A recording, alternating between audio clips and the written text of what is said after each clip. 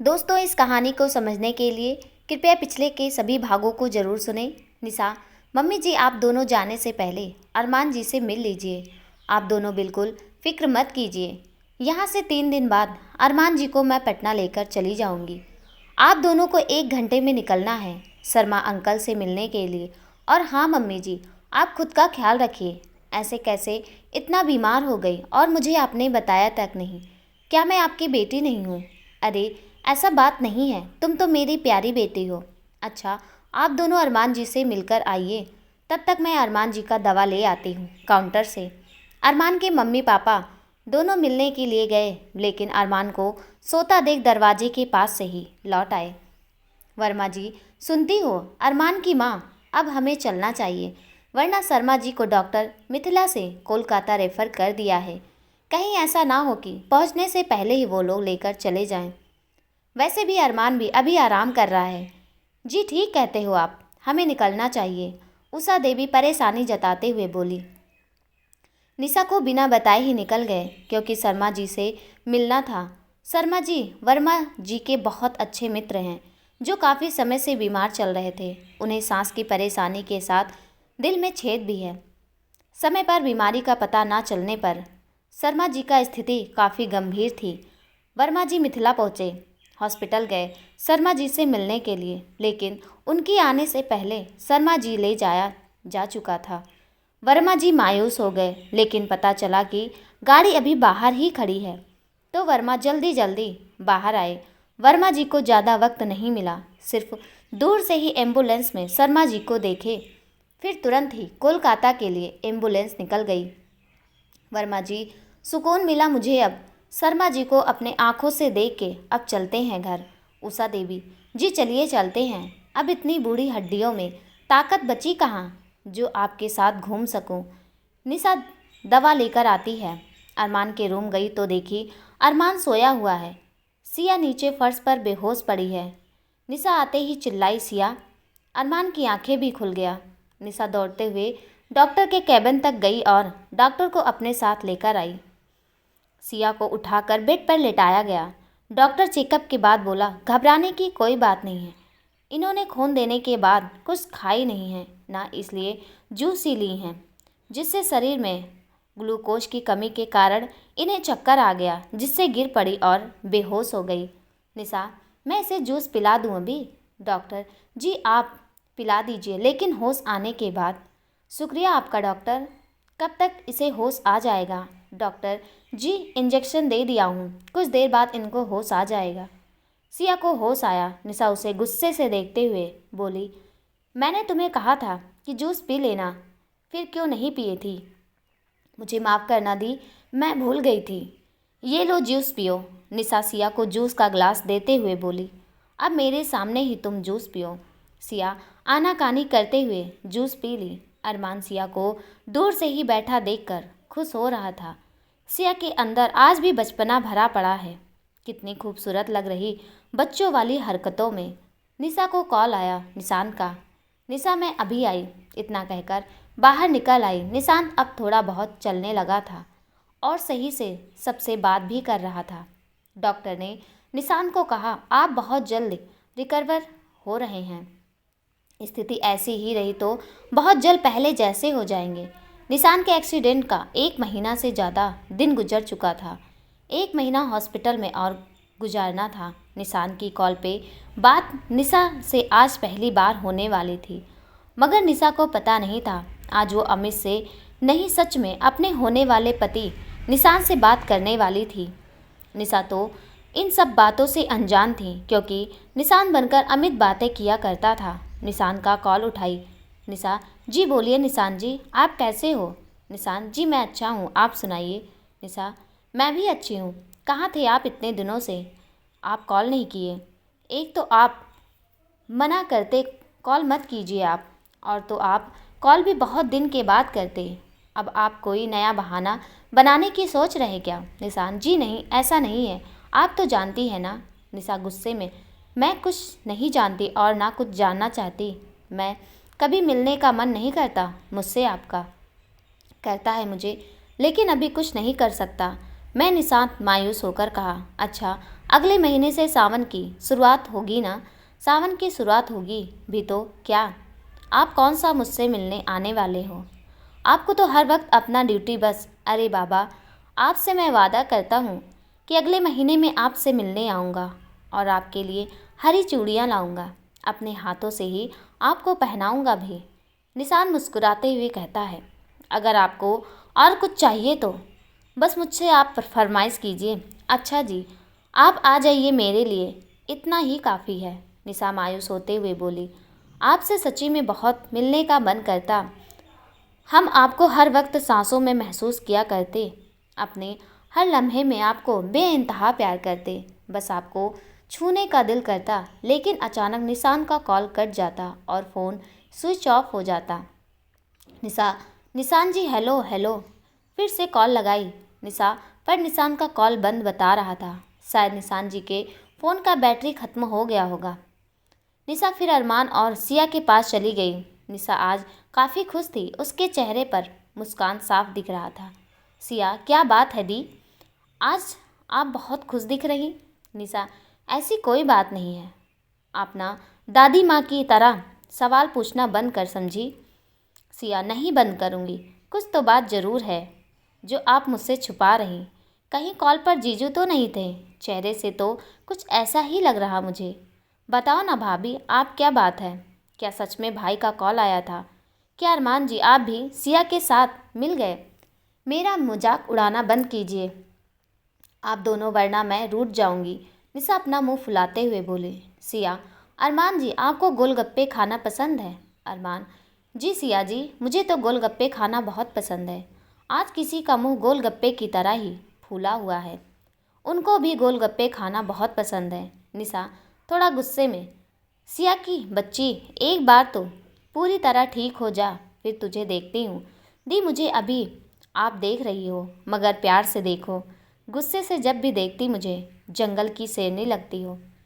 सिया मुस्कुराते हुए बोली। निशा सिया की बातों से चिढ़ रही थी। सिया के साथ अरमान भी निशा को चिढ़ा रहा था। देखते देखते शाम हो गई। रामू काका आए शाम को खाना लेकर। सभी रामू काका का लाया खाना खाए। रामू काका निशा को साथ चलने के लिए कहा। बेटा, तुम बहुत थक गई होगी, चलो मेरे साथ, कल सुबह तुम खाना लेकर चली आना। सिया बेटा, अरमान के साथ रुक जाएगी। कुछ परेशानी हुई तो डॉक्टर और नर्स तो हैं ही, वो सब संभाल लेंगे। सिया, जाओ दी, मैं हूँ यहाँ, आप फिक्र मत कीजिए। बस रात की तो बात है, कट जाएगी। आप जाओ, आराम कर लो।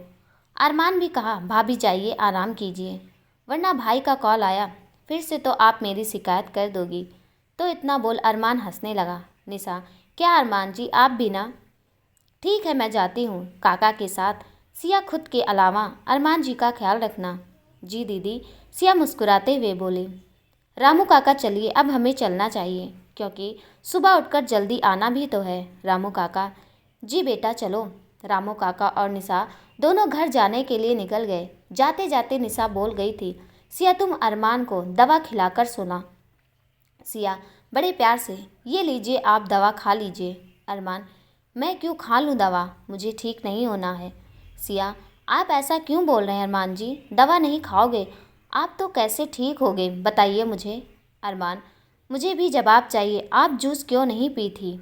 आपको हर वक्त याद दिलाना पड़ेगा कि आपसे कोई आपसे भी ज़्यादा प्यार करता है।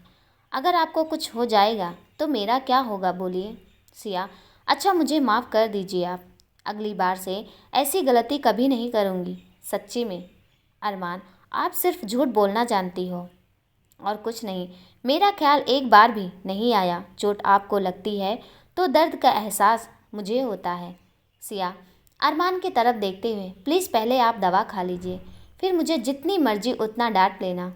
मुझे आपको अभी डांटना है। अरमान गुस्से से कहता है, सॉरी बोल रही हूँ ना मैं, मुझे माफ़ कर दीजिए, गलती हो गई अब मुझसे। चलो माफ़ किया आपको। अरमान सिया से वादा लेते हुए कहा कि आज से खुद का ख्याल रखोगी, आप समझी। सिया, जी वादा करती हूँ। अब आप खुश हुए, अब जल्दी से दवा खा लीजिए आप। सिया अरमान से बोली, आप प्यार से खिला दीजिए, मैं हंसते हंसते खा लूँगा। आपके हाथों से मैं हंसते हुए जहर भी पी लूँगा। सिया, आपको मैं जहर क्यों पिलाऊँगी जी। आप क्या सोचते रहते हैं ये? सिया जी, आज आपसे मैं सारी रात बातें करना चाहता हूँ। आपके आंखों में डूबकर आज आपके लहराते जुल्फ़ों का दीदार करना चाहता हूँ। आप मुझे खिड़की के पास लेकर चलिए प्लीज़ सिया जी। सिया अरमान जी, अब आराम कीजिए। नहीं, आराम नहीं करना मुझे। आपके साथ इस पल को सारी उम्र के लिए यादगार बनाना चाहता हूँ। अब ले चलिए या सिर्फ मुझे देखते ही रहोगी? सिया अरमान को खिड़की के पास ले जाकर वहाँ कुर्सी पर बैठाती है। चांदनी रातों में उस चांद को हजारों तारों के बीच देखना कितना खूबसूरत पलों का एहसास होता है ना।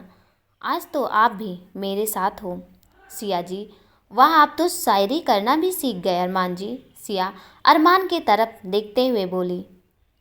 सिया, अब मैं आपकी तारीफ नहीं करने वाली। मेरे पास कोई ऐसा शब्द नहीं जिससे आपकी तारीफ का पूरा कर सकूं अरमान।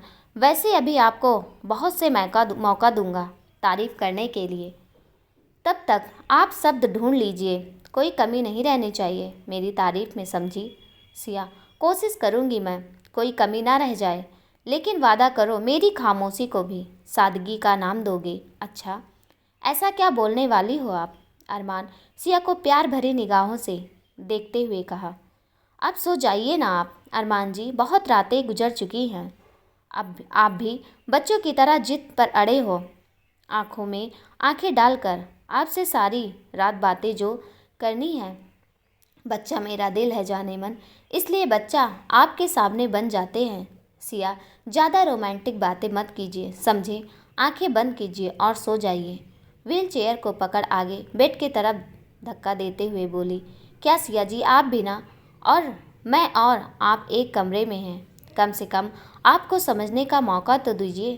फिर ऐसा मौका कब मिले कौन जानता है। आप कुर्सी छोड़िए और मेरे सामने बैठिए। आप और मैं मिलकर गिनते हैं तारे आज आसमां में।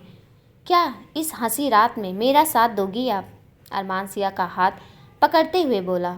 सिया शर्माते हुए, सारी उम्र साथ निभाने का वादा किया है मैंने। ये तो बस चंद घंटों की बात है, दूंगी मैं आपका साथ इस सफ़र में। सिया अरमान को बड़े प्यार से देख रही थी और बोल पड़ी। जवाब नहीं आपका, आप तो लाजवाब हो सिया जी। देखते देखते सुबह हो गई। सिया और अरमान बातें करते करते खिड़की के पास ही सो गए थे और उन्हें पता भी नहीं चला वो कब सो गए थे। अचानक सिया की आंखें खुली। जल्दी से अरमान जी को उठा बेड पर लेटा दी। अरमान जी, आप यहीं अब आराम कीजिए, सिया परेशान होते हुए बोली। लेकिन आप इतना परेशान क्यों हो रही? सिया जी, ये बात मुझे समझ नहीं आया, अरमान सोचते हुए कहा। अरे आप ज़्यादा मत सोचिए, दी खाना लेकर आती होंगी। अभी तक आप फ्रेश भी नहीं हुए हैं और ना अभी ब्रश भी किए। आते आते सबसे पहले पूछेगी। सिया अरमान जी को जूस पिलाकर दवा दी। डॉक्टर को बोल पड़ी, बदलवाई, पट्टी बदलवाई। अगर उनको पता चला ना अभी कुछ नहीं हुआ है तो मुझे बहुत डांट पड़ेगी। टेंशन लेने से सब ठीक हो जाएगा क्या सिया जी? अरमान सिया को समझाते हुए बोला। नहीं, सिया मायूस होकर बोली। पहले आप मुझे बाथरूम के दरवाजे तक ले चलो, मैं चेयर पर बैठा बैठा ब्रश कर लूँगा। तब तक आप डॉक्टर को बुला लीजिए। जी ठीक है अरमान जी, मैं अभी आई डॉक्टर को बुलाकर, तब तक आप ब्रश कर लीजिए। सिया डॉक्टर को कर लेके आई। निशा के आने से पहले सिया सब कुछ कर दी। डॉक्टर पट्टी भी बदल दिए। अरमान दवा भी खाकर आराम कर रहा था। सिया सोच रही थी, बैठी बैठी दी को अब तक आ जाना चाहिए था, पता नहीं कहाँ रह गई वो। सिया निशा को कॉल कर रही थी लेकिन फ़ोन का रिंगटोन दरवाजे के बाहर से सुनाई दिया। निशा दरवाजे के पास खड़ी होकर डॉक्टर से पूछती है, क्या मैं आज अरमान जी को पटना ले जा सकती हूँ? उनकी स्थिति पहले से अच्छी तो है ना? डॉक्टर जी, ले जा सकती हैं, पर पैर का चोट थोड़ा परेशान करेगा। घाव अभी गहरा है। सिर का चोट धीरे धीरे करीब ठीक हो रहा, लेकिन टाँका अभी कुछ दिनों के बाद ही कटेगा, जब तक घाव पूरी तरह ठीक ना हो जाए। निशा, जी शुक्रिया डॉक्टर। सिया, दी इतनी देर आप कहाँ लगा दी? कब से मैं इंतज़ार कर रही थी। कब आओगी आप खाना लेकर? मेरे पेट में चूहे फुटबॉल खेल रहे हैं। निशा, ये लो खा लो, वरना कहीं चूहे तेरे पेट के अंदर से बाहर ना निकल आए तो। नहीं, ऐसा नहीं होगा, पराठे खाने के बाद तो बिल्कुल नहीं। सिया पराठा लंच बॉक्स से निकालते हुए बोली, अरमान जी आपको पराठे खाना है? अभी या बाद में खाओगे? अरे आप ही खाओ, मुझे अभी भूख नहीं है। सिया पराठे खाने के बाद निशा के पास बैठ गई। दी आज पराठे कुछ ज़्यादा ही स्वादिष्ट लग रहे थे। आपने क्या डालकर बनाया आज? निशा पहले की तरह ही बनाई, लेकिन आज चूहे तेरे पेट में शोर मचा रहे थे इसलिए ज़्यादा अच्छे लगे, समझी तेरी मेरी पगली। निशा को कॉल आया। कॉल पर निशा के मम्मी पापा दोनों थे। निशा को याद दिलाने के लिए कॉल किए थे कि उनका बेटा और निशा के भाई का वर्सी है कल। बेटा कल तुम पटना आ जाना कैसे भी करके। निशा, जी पापा माफ़ कीजिएगा, पूजा की सारी तैयारियां आपको ही करनी पड़ेगी। मैं आज शाम तक आ जाऊंगी। मुझे बिल्कुल याद नहीं था। अरमान के एक्सीडेंट के बारे में सब कुछ बताती है, इसलिए पापा शाम तक देखती हूँ। आ गई तो ठीक है, वरना कल सुबह तक घर पहुँच जाऊंगी मैं। पापा हमारे साथ अरमान जी भी आ रहे हैं, तो आप ऐसा कीजिए कि पूजा मंदिर में रखिए। वो ये सब होता देख कई सवाल करेंगे हमसे और आपसे भी। याद से पापा भाई की एक नई तस्वीर बनवा दीजिएगा, शाम को उसके रूम में लगाएंगे। बस उस अंधेरे कमरे में देख उसके तस्वीर के सामने सुकून भरे आंसू बहा लेते हैं, लेकिन दिल में दर्द बनकर तेरी यादें मौजूद रहती हैं। मेरे भाई राज, निशा रोते हुए खुद से कहती है। सिया से छुपकर तेरे तस्वीर के आगे दिए जला 4 सालों से रोती आई हूँ। तेरी ज़िंदगी को हम अपनी ज़िंदगी बनाकर संभाल रखे हैं। हम सब पहले की तरह ही बिल्कुल मासूम सी। वो बस उसकी ज़िंदगी में फिर से कोई राज बनकर आए और उसकी ज़िंदगी को फिर से महका जाए। मेरी यही दुआ है उस खुदा से। कल ही के दिन मेरा भाई राज पूरे परिवार को छोड़ तू चला गया था। ये दिन मेरे और मेरे पूरे परिवार के लिए उस दिन काली रात थी, जब तुम हमेशा हमेशा के लिए हम सबसे जुदा हो गए। तेरे जाने के बाद, या यूं कहूँ कि तेरी मौत की खबर सिया की पूरी ज़िंदगी ही बदल डाली। 2 वर्षों तक तो उसने हंसना बोलना ही छोड़ दिया था। अब काफ़ी हद तक वो ठीक हो गई है, लेकिन अपना अतीत वो भूल चुकी है। तेरा नाम अपने लबों से अक्सर पुकारा करती, लेकिन ये नाम उसके लबों पर क्यों आता ये उसे याद नहीं। तेरी मौत के सदमे ने तुझे और तेरे प्यार को भुला दिया। राज मेरे भाई, तुम तो सिया से बहुत प्यार करते थे, फिर उसे अकेले छोड़ क्यों गए इस दुनिया से? इस वक्त एक वक्त था जब तेरे इश्क के चर्चे हुए थे। तुम तो सिया के पिताजी से भी लड़ गए थे, लेकिन हम सबसे जुदा क्यों हो गए? कल पूरे 5 साल हो जाएंगे तेरी मौत को। हमेशा की तरह सिया से छुपकर तुझे याद करेंगे। वो तेरी कमी हमेशा खलती है, लेकिन कल के दिन कुछ ज़्यादा ही रुला जाती तेरी यादें। निशा खुद से मन ही मन बोल रही थी, तभी अचानक वहाँ सिया आती है। निशा के पीछे सिया खड़ा हो बोलती है, दी आप कितना देर से आप पापा से बात कर रही हैं? चलिए रूम में अंदर, हम दोनों बोर हो चुके हैं। आप चुटकुले कोट्स कुछ भी सुना दो ताकि कुछ पल के लिए ही सही मन बहल जाए। निशा अपने आंसुओं को पोंछते हुए चेहरे पर हल्की सी मुस्कान लाई और अपने पीछे सिया के तरफ मुड़कर देखती है। पापा से ही बात कर रही थी। सिया वही माँ भी थी, अगर उनसे बात नहीं करती तो बुरा लगता कि नहीं उनको। सिया, ये तो है माँ, ठीक है ना दी? वैसे मेरे बारे मम्मी पापा कुछ नहीं बोले कि सिया कैसी है, खाना खाई कि नहीं, कुछ भी नहीं पूछी ना? सब आपसे ही बात करते हैं, मुझसे तो कोई प्यार ही नहीं करता। मेरे पास भी फ़ोन है, लेकिन ना पापा कॉल किए और ना मम्मी ने।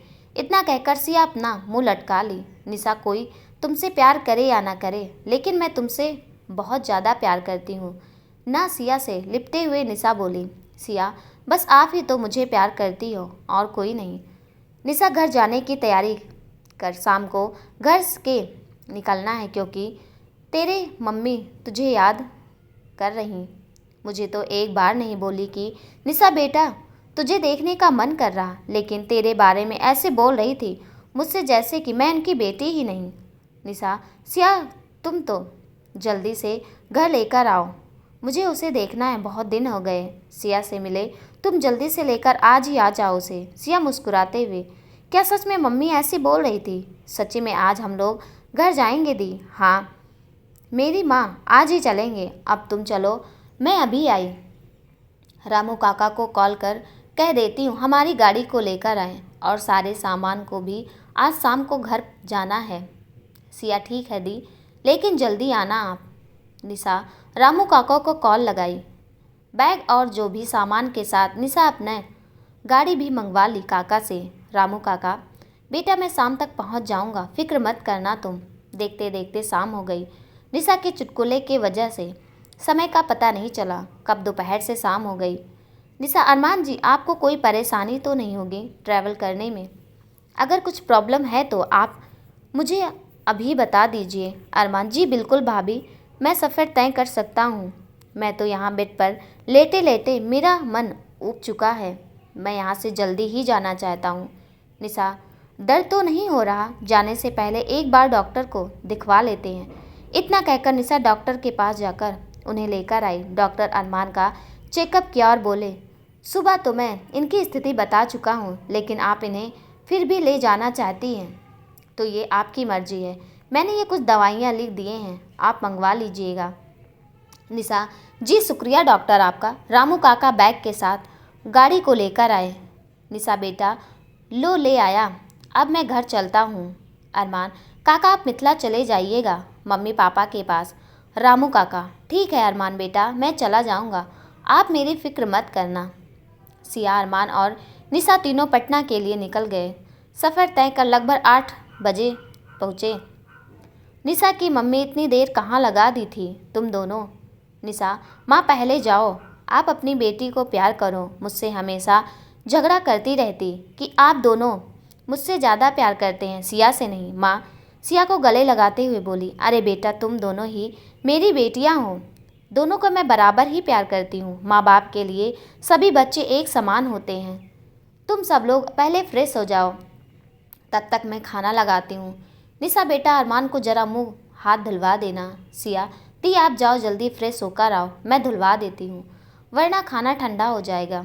सिया अरमान का हाथ धुलवा टॉवल से अरमान का चेहरा भी साफ करती है। अरमान, हाय सिया जी, अगर आप मेरी सेवा इसी तरह दिल लगा कर करती रहो तो मैं हमेशा ही बीमार रहना चाहता हूँ। कम से कम आप रोज़ मुझे इसी बहाने। सिया, बस बस अरमान जी, इसके आगे कुछ बोलने की ज़रूरत ही नहीं। आप कुछ ज़्यादा ही सोच रहे हैं, ज़्यादा सोचने से कुछ हासिल नहीं होगा, आपको समझे, कुछ फ़ायदा ही नहीं होगा, सिर्फ आप सोचते रहोगे। अरमान सिया के हाथ को पकड़ अपनी ओर खींचते हुए, अभी आप नखरे दिखा लो सिया जी, लेकिन इस बार मुझे ठीक हो जाने दीजिए, फिर आपको बताऊंगा असल मायने में प्यार किया कैसे जाता है। सिया, अच्छा जी, ऐसा क्या करोगे आप? जान तो मेरी आप मांगोगे नहीं, क्योंकि आपकी जान मुझ में बसती है। अरमान मुस्कुराता हुआ, ज़्यादा कुछ नहीं करूँगा, बस आपके गालों पर प्यार से एक प्यारा किस करूँगा, फिर देखता हूँ आप क्या करोगी। सिया थोड़ा ऐब दिखाते हुए, आपकी इतनी हिम्मत कि मुझे किस करोगे आप? ऐसा सिर्फ आप सपने में ही देखते रहो, नींदों में, समझे? अरमान, जब आप किस करने की हिम्मत कर सकती हो तो फिर मैं क्यों नहीं, बोलिए। तभी वहाँ निशा की माँ आती है खाना लेकर। अरमान बेटा, क्या सिया फिर से झगड़ा तो नहीं कर रही थी? किचन में आवाज़ें आ रही थी जैसे तुम दोनों की किसी बात पर लड़ाइयाँ हो रही हों। अरमान, ऐसा कुछ नहीं है आंटी जी, भला सिया जी क्यों झगड़ा करेंगी मुझसे? माँ, सिया बेटा ज़रा देखो निशा कहाँ रह गई, और पापा को भी बुलाते आना। कब से आवाज़ दे रही लेकिन वो सुन नहीं रही, पता नहीं कहाँ फ़ोन पर लगे हुए हैं। लो आ गई मैं, निशा बोली। सिया, मैं अभी आई पापा को बुलाकर। पापा चलिए, मम्मी आपको खाने के लिए बुला रही, चलो बेटा, वरना तुम्हारी माँ गुस्सा करेगी, कब से आवाज़ दे रही मुझे। सब लोग खाना खाए, हंसी मजाक करते हुए। निशा के पापा, अरमान बेटा अब दर्द कैसा है, कोई परेशानी तो नहीं?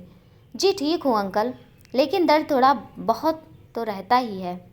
निशा, अरमान जी ऊपर लेकर जाओ, उसी रूम में ले जाना जो तुम्हारे रूम के सामने है। मैं अभी दवाइयाँ और बैग लेकर निशा दवा लेकर गई। तब तक रूम में सिया अरमान को पहुंचा चुकी थी। अरमान को दवा खिलाकर दोनों चली गई। निशा, क्या मैं तुम्हारे साथ सो सकती हूँ? सिया, सिया क्यों नहीं दी, आप जब चाहो मेरे रूम में सो सकती आप। अरमान को नींद नहीं आ रहा था, इसलिए अपने रूम से बाहर निकल बालकनी में कैसे भी दीवारों के सहारे आया। बालकनी में ही दीवार के सहारे खड़ा था, तभी अचानक अरमान की नज़र उस रूम पर गया जो काफ़ी समय से बंद पड़ा था। अरमान जब भी उस रूम को देखा हमेशा बंद पड़ा रहता था, लेकिन आज उस रूम की ताला खुला हुआ था। शायद कोई खोला उस रूम को और ताला लगाना भूल गया था। अरमान धीरे धीरे उस रूम के अंदर गया। उस रूम के अंदर काफ़ी अंधेरा था। आसपास घर में जो बल्ब जले थे उसी से थोड़ा बहुत रोशनी आ रही थी। जैसे ही अरमान अंदर पहुंचा तो देखा सामने एक तस्वीर टंगी है जिस पर चंदन के फूलों का माला चढ़ा था। उस तस्वीर पर पड़े अक्षरों में राज लिखा था।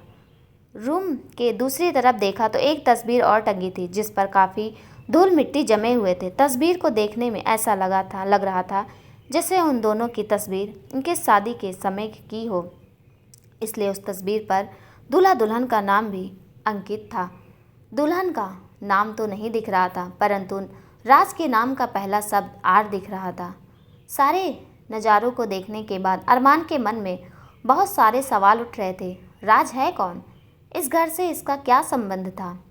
आखिर सिया जी के मुंह से बार बार ये नाम क्यों सुनता है मैं? इसकी बीवी कौन है? अगर ये शादीशुदा था तो? उस रूम में जाने के बाद अरमान के मन में बहुत सारे सवाल उठ रहे थे। कैसे भी खुद को संभालते हुए दीवार के सहारे फिर से अरमान अपने रूम में चला गया। रात भर उस तस्वीर के बारे में अरमान सोचता रहा। उसे नींद भी अच्छे से नहीं आई। अरमान खुद से मन ही मन सवाल कर रहा था, आखिर मेरे सवालों का जवाब कौन देगा? सिया से पूछूंगा ये राज है कौन? राज का अतीत मैं सिया से जानने की कोशिश करूंगा, लेकिन क्या सिया मेरे सवालों का जवाब देगी? जहाँ तक मुझे पता है सिया सिर्फ बेहोशी के हालत में राज का नाम लेती है। जब भी सिया के मुंह से राज का नाम सुना उस वक्त उसकी तबीयत बिगड़ी होती है, या सिया को याद ही नहीं रहता अपने मुंह से क्या बोली थी। अंकल और आंटी जी से मैं पूछ नहीं सकता क्योंकि वो लोग मुझे कुछ नहीं बताएंगे, मेरे बात को टाल देंगे। बस एक निशा भाभी बची हैं जो मेरे सवालों का जवाब देंगे। सिया के मुंह से भाभी भी राज का नाम जब भी सुनती हैं उस वक्त भाभी के चेहरे पर एक अजीब सी मायूसी छा जाती है। ऐसा क्यों होता मुझे पता करना होगा।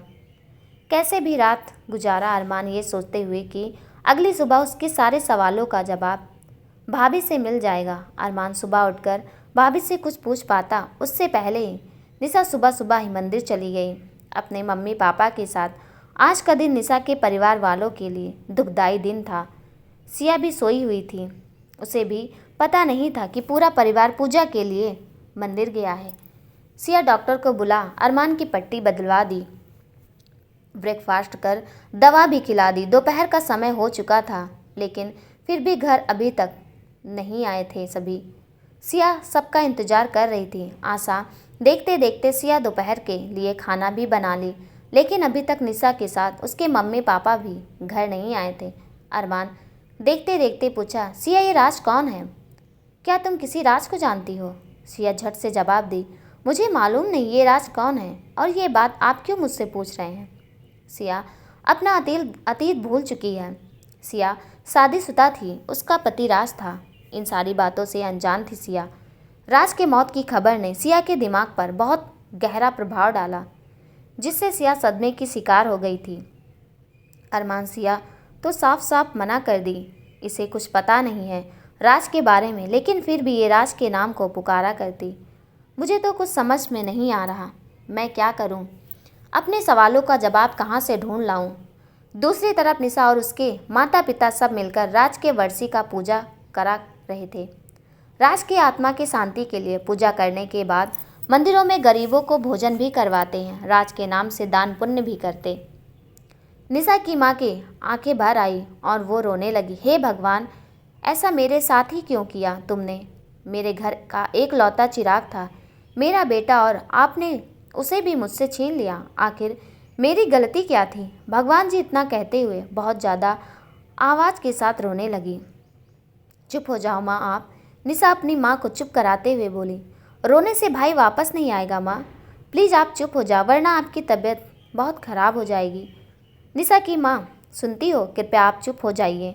जिसको जाना था इस दुनिया से चला गया। हम उसे कितना भी याद करें, रोएं, फिर भी वो कभी हमारे पास नहीं आएगा। निशा के पापा उसकी माँ को समझाते हुए बोले, निशा पापा अब घर चलते हैं, सब कुछ यहाँ निपट गया अच्छे से। बस ये राज की फ़ोटो सिया से छुपाते हुए राज के रूम में टांगना होगा, वरना सिया की नज़र इस तस्वीर पर पड़ी ना, फिर से वो चिल्लाने लगेगी, रोने लगेगी। इसलिए हमें सावधानी बरतते हुए फ़ोटो रूम तक पहुँचाना होगा। अरमान, सिया जी आप ज़रा मिथिला कॉल कीजिए ना, मुझे अपनी मम्मी से बात करना है। मैं उनसे बात कर लेता हूँ ताकि मेरी फ़िक्र नहीं करें वो। मैं तो अब काफ़ी ठीक हो चुका हूँ, ये बात मम्मी पापा को बता देता हूँ। सिया अपने फ़ोन से मिथिला कॉल लगाई क्योंकि अरमान के फ़ोन का बैलेंस ख़त्म हो गया था। सिया कॉल लगाकर अरमान को दे दी और सिया किचन में चली गई। सब लोग आए मंदिर से, आसपास सिया नज़र नहीं आई, इसलिए जल्दी जल्दी पापा राज के रूम में उसकी तस्वीरें लेकर चले गए। लेकिन अरमान उस तस्वीर को लेकर जाते हुए देख लेता है, फिर भी वो चुप रहता है क्योंकि उस समय अरमान कुछ बोलना ठीक नहीं समझा। सिया किचन से आई बाहर। आप लोग मंदिर से अभी आ रहे हैं, ऐसा क्यों? इतना देर तक पूजा कौन करता है? सिया अपने दी और मम्मी पापा से बोली, कब से मैं खाना बनाकर आपका इंतज़ार कर रही थी। निशा, अच्छा वो सब छोड़ो ना, तुम सिया प्लीज़ मुझे एक गिलास पानी पिला दो, अभी लेकर आई मैं दी पानी। सिया ये लो पानी दी, मैं सबके लिए खाना लगा दूँ? निशा ने कहा ठीक है, तुम खाना लगा दो, वैसे भी बहुत ज़्यादा भूख लगी है। निशा के माँ के आंखों में पानी था, खुद को रोने से संभाल नहीं पा रही थी। माँ खाना खाने के लिए मना करने वाली ही थी कि मुझे भूख नहीं है, ऐसा कुछ बोल पाते उससे पहले निशा माँ के हाथों को पकड़ इशारा की, ऐसा कुछ मत करो माँ, आप खाना नहीं खाने से आपकी तबीयत बिगड़ जाएगी। सिया अरमान को टेबल के पास छोड़ ऊपर गई दवा लाने। खाना खाने के तुरंत बाद एक टैबलेट अरमान को खानी होती थी। अचानक निशा के माँ के मुंह से ये बात निकल गई, निशा बेटा सिया की डायरी कहाँ है? बहुत दिनों से मुझे दिख नहीं रही, हर वक्त डर लगा होता है कहीं ये डायरी फिर से उसके हाथ ना लग जाए। फिक्र मत करो माँ, सिया की डायरी यहाँ अब कभी नहीं आएगी क्योंकि मैं उस डायरी को कबाड़ी वाले को दे दी थी। अरमान डायरी वाली बात सुन लेता है। निशा ध्यान नहीं दे रही थी कि टेबल तक उसकी आवाज़ जा रही होगी। अरमान खुद से, कहीं भाभी उसी डायरी की बात तो नहीं कर रही जो मेरे पास है? आज तक मैंने उस डायरी को पढ़कर देखा ही नहीं। ऐसा क्या लिखा है उस डायरी में जिसे सिया से छुपाया जा रहा था? लगता है उस डायरी से मुझे कुछ पता चलेगा। मैं आज इस डायरी को पढ़ूंगा, कुछ ना कुछ तो जानकारी ज़रूर मिलेगी मुझे। आखिर मुझे भी तो पता चले निशा भाभी डायरी बाहर क्यों फेंक दी थी। अरमान टेबल के पास ही बैठा सब देख रहा था। उसके मन में अभी ये सवाल घूम रहा था, भाभी ने अंकल को इशारा क्यों किया कि आप ऊपर जाइए पापा, सिया भी किचन में है। इसका मतलब सिया जी को छोड़कर सभी राज के बारे में जानते हैं। आंटी जी कुछ देर पहले किसी डायरी के बारे में बोल रही थी, भाभी से वो डायरी तो मेरे पास है, वही आखिरी उम्मीद है जिससे मेरे सवालों का जवाब मिले। सिया जी के बारे में क्या लिखा है? आखिर भाभी उस डायरी को कबाड़ी वाले को क्यों दे दी थी? मुझे आज उस डायरी को कोई कीमत पर पढ़कर रहूँगा। सभी लोग आए खाना खाने। निशा, उसकी माँ, उसके पापा को खाने का बिल्कुल मन नहीं था, फिर भी खाने से इनकार नहीं कर वो लोग खाए। सिया खुश दिख रही थी, उसे तो कुछ याद ही नहीं अपने अतीत के बारे में। अरमान सिया से कहता है, सिया जी क्या आप मुझे ऊपर रूम तक छोड़ देंगी? मैं आराम करना चाहता हूँ। सिया बोली, जी ज़रूर। इतना बोल अरमान को पकड़ उसके रूम तक ले गई। सिया, अरमान जी आप दवा खाना नहीं भूलिएगा, समझे? लेकिन अरमान कुछ जवाब नहीं देता सिया को, क्योंकि अरमान किसी गहरी सोच में डूबा रहता है। सिया को भी निशा आवाज़ दी। सिया दौड़ी दौड़ी नीचे आ गई। सिया, क्यों बुलाया दी मुझे आपने? कुछ नहीं सिया, बस तुम मेरे पास बैठो, मायूस आवाज़ों में बोली। क्या हुआ दी, आप कुछ मुझे उदास लग रही हो, कुछ हुआ है क्या? निशा, नहीं कुछ हुआ नहीं है, बस धूप में कुछ ज़्यादा ही आज समय बिताई, शायद इसलिए सिर में बहुत दर्द हो रहा है, इसलिए आवाज़ भी मेरी तुझे भारी लग रही होगी। सिया, लेकिन आप मुझे उदास क्यों लग रही हो? मैं उदास नहीं हूँ सच्ची सिया, मैं तुमसे झूठ क्यों बोलूँगी आखिर? सिया, मैं आपके बालों में सरसों का तेल लगा दूँ? दी, आज ही मैं पढ़ी अखबार में सरसों के तेल अगर बालों में लगाया जाए तो उससे सिर के दर्द में आराम मिलता है। निशा मायूस होकर, ठीक है फिर लगा दो तुम। दूसरी तरफ अरमान अपने सामान में उस डायरी को ढूंढता है। डायरी वहीं बैग में ही पड़ी थी जहाँ जैसे अरमान ने डायरी को रखा था। आज इस डायरी को पढ़कर रहूँगा, राज है कौन इस बात से पर्दा हटा कर रहूँगा। राज जैसे ही डायरी को खोला वैसे ही वहाँ सिया आ गई। अरमान घबराते हुए उस डायरी को बंद कर तकिए के नीचे छुपा दिए। सिया, अरमान जी दवा खाए आप? अरमान, माफ़ कीजिएगा सिया जी, मेरे दिमाग से उतर गया।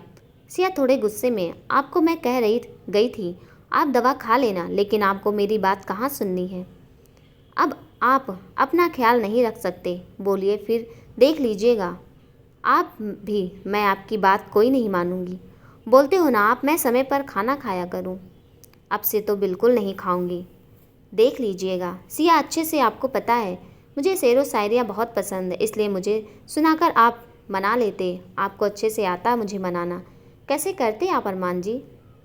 अरमान, पहले आप मेरे पास आओ, मुझे आपको प्यार से आपको किस करना है, फिर बताऊंगा मैं कैसे कर लेता। सिया, आप अब चुप रहिए, कुछ ज़्यादा ही बोल रहे। अरमान, क्यों आप शर्मा गई क्या? या आप मुझे उसी वक्त किस करोगी जब मैं नींदों में रहूँगा? सिया शर्माते हुए, बस आप चुप रहिए, मुझे कुछ नहीं जानना। अरमान को दवा खिलाकर सिया छत के ऊपर चली गई। शाम बस होने वाला ही था। धीरे धीरे ठंडी हवाएं चल रही थी। मौसम सुहाना था। बादल आसमां में चारों तरफ घेरे हुए थे। ऐसा लग रहा था जैसे बारिश आने वाली है। अरमान फिर से डायरी खोला। जैसे ही डायरी खोला उसको डायरी के पहले पन्ने पर ही कुछ तस्वीर लगाई गई थी, जिसे देख अरमान की आंखें फटी रह गई। दोस्तों, ये कहानी कैसी लगी कमेंट में ज़रूर बताइएगा, और आगे की कहानी सुनने के लिए प्लीज़ चैनल को सब्सक्राइब कर दीजिएगा। इस कहानी के साथ वीडियो का एंड करती हूँ। तब तक के लिए नमस्कार।